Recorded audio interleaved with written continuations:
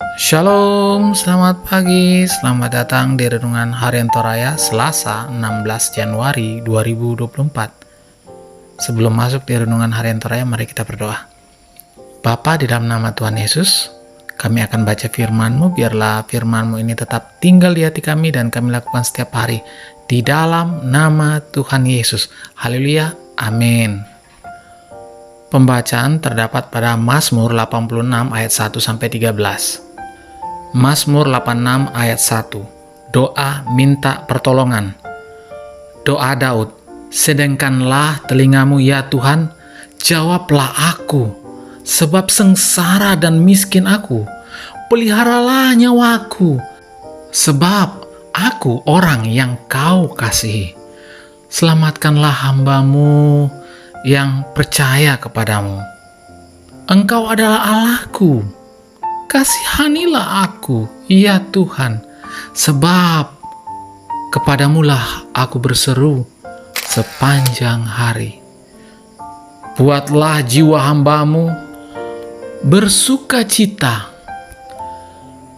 sebab kepadamulah, ya Tuhan, kuangkat jiwaku, sebab Engkau, ya Tuhan, baik dan suka mengampuni dan berlimpah kasih setia bagi semua orang yang berseru kepadamu.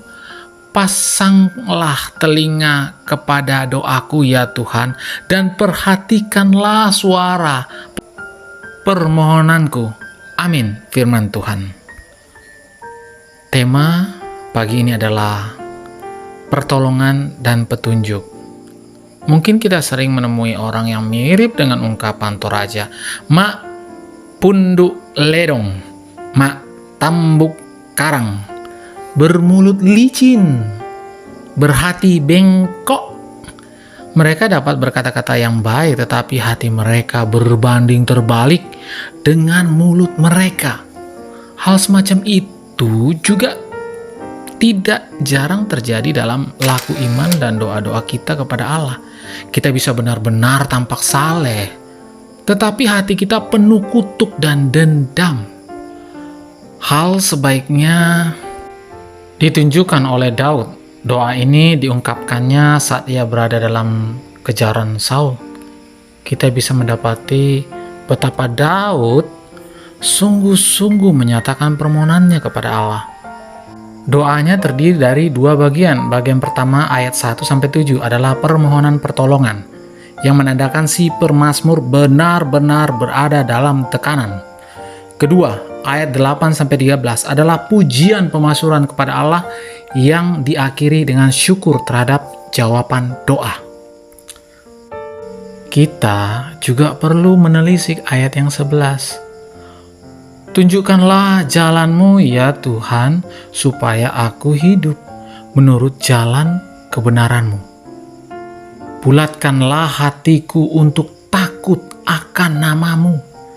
Dari sini kita belajar bahwa permohonan kepada Allah juga dibarengi permohonan yang tulus agar ia menunjukkan arah yang benar.